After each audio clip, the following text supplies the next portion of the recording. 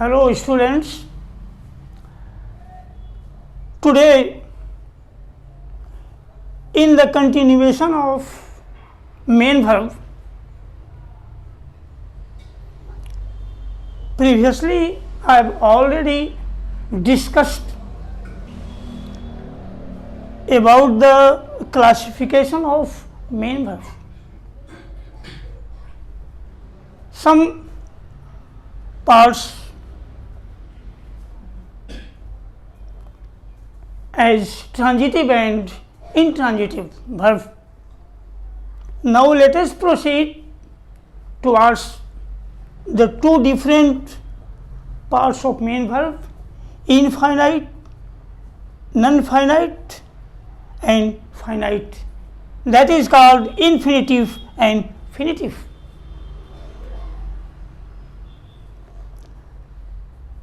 क्रियाओं का जब हम वर्गीकरण करते हैं तो मुख्य क्रिया में कई अलग अलग भाग होते हैं जिनके यूजेज में कल मैंने आपको बताया था कि ट्रांजिटिव और इंट्रांजिटिव ये दोनों जो भाग हैं मेन वर्ब के, उनका कैसे प्रयोग किया जाता है, कहाँ प्रयोग किया जाता है और क्या इंपॉर्टेंस है उनका। आज हम लोग चलते हैं इन्फिनिटिव और फिनिटिव की तरफ। इसी को फाइनाइट और नॉन फाइनाइट भी कहते हैं। जब किसी भी मुख्य क्रिया के साथ उसके पहले टू का प्रयोग किया गया हो तो वह इन्फिनिटिव हो जाती है और उसकी एक खूबी है कि वह अपने साथ एक फिनिटिव लेकर भी चलती है। ये इन्फिनिटिव जो है, इसका जब हिंदी में विश्लेषण हम करते हैं तो ना ने नी का अर्थ निकलता है। चूंकि दोनों क्रियाएं पहले जो प्रयोग होती है वह फिनिटिव में होती है और दूसरी क्रिया जो प्रयोग होती है जिसके पहले टू का प्रयोग रहता है वह इन्फिनिटिव होती है। Before further detail discussion I want to exempt some examples before you.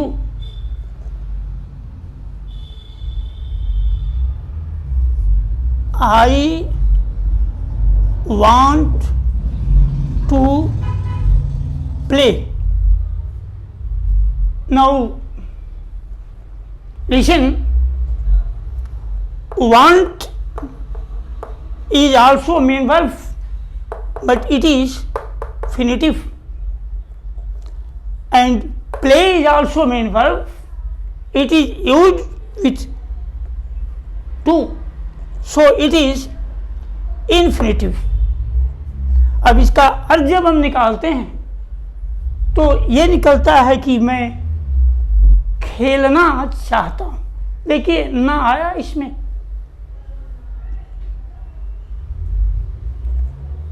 और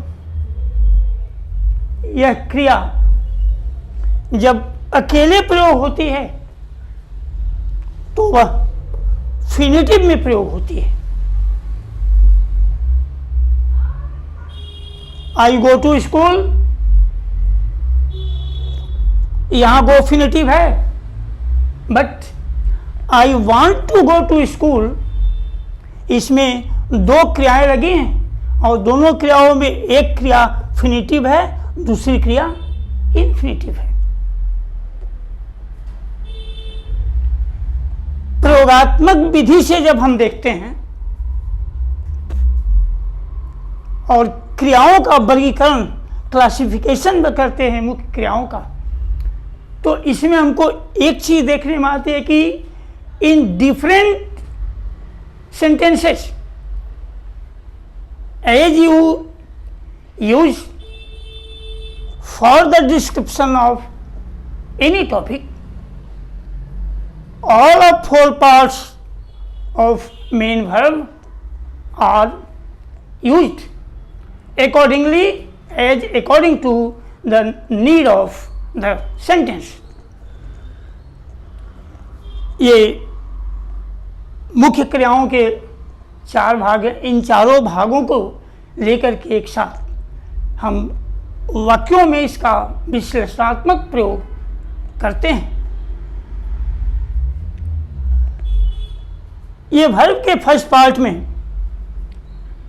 हमने मुख्य क्रियाओं पर प्रकाश डाला कि मुख्य क्रियाएं कैसी यूज होती हैं, किन किन भागों में यूज होती हैं। एक साथ अगर कई क्रियाएं हैं तो उसमें कौन सा फ्रीटिव में होगा, कौन सा इन्फिनिटिव में होगा, ये मैंने आपको परिचयात्मक एक दृष्टिकोण से मैंने आपको बता दिया कि जब भी किसी क्रिया के पहले टू लगा हो और उसके पहले एक अन्य मुख्य क्रिया भी आई हो तो उसमें पहले आने वाली क्रिया फिनिटिव होती है और दूसरे आने वाली क्रिया इन्फिनिटिव या नॉन फाइनाइट भी कहते हैं। ये दो नाम इन्फिनिटिव और फिनिटिव, फाइनाइट और नॉन फाइनाइट के नाम से ये क्रियाएं जानी जाती है। तो मुख्य क्रियाएं कुछ ऐसी भी होती हैं जो एक साथ या अलग अलग तरीके से कभी मुख्य क्रिया के रूप में प्रयोग की जाती हैं और कभी सहायक क्रिया के रूप में प्रयोग की जाती हैं। अब यह मैं अगले चैप्टर में जब वर्ब के सेकेंड पार्ट में हम चलेंगे, वर्ब का सेकेंड पार्ट यानी कि हेल्पिंग वर्ब, एक्सिलियरी वर्ब, तो tomorrow I shall discuss on the second part of verb, that is auxiliary verb और helping verb। और उस क्रम में मैं आपको बताऊंगा मुख्य क्रियाओं के अभी और भी बहुत सी चीज़ें हैं। मुख्य क्रियाएं भी कुछ ऐसी हैं जो हेल्पिंग वर्ब के रूप में प्रयोग की जाती हैं, मुख्य क्रिया के रूप में प्रयोग की जाती हैं। तो लेकिन दोनों के प्रयोगात्मक विधि में क्या अंतर है यह मैं बताऊंगा। And tomorrow I shall discuss on the second part of verb, that is auxiliary verb or helping verb. Please subscribe and like the video. Thank you very much.